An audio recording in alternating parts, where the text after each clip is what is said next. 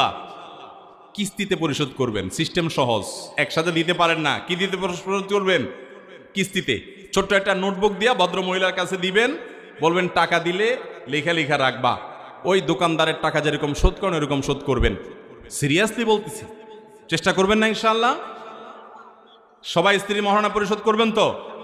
স্ত্রীর মহর পরিশোধ করা ছাড়া যদি মারা যান, ভালো করে শুনে রাখেন, স্ত্রীর মহর পরিশোধ করা ছাড়া যদি মারা যান, স্ত্রীর কাছে এই টাকা দেনাদার হিসাবে কিয়ামতের ময়দানে আপনি দাঁড়াবেন।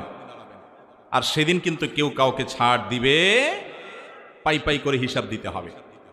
এবং ফুকায়ে কেরাম এ মহরের এই মাসআলাতে চমৎকার একটা মাসআলা বলেছেন, সেটি হলো যে কোনো মানুষ যদি মারা যায়, তার পরিত্যক্ত সম্পদ থেকে স্ত্রীর মহারণা পরিশোধ করতে হবে। এটা পাওনাদারের পাওনার মতো, এটা পাওনা। অতএব স্ত্রীর মহর পরিশোধ করবো তো ইনশাআল্লাহ। মেয়েদের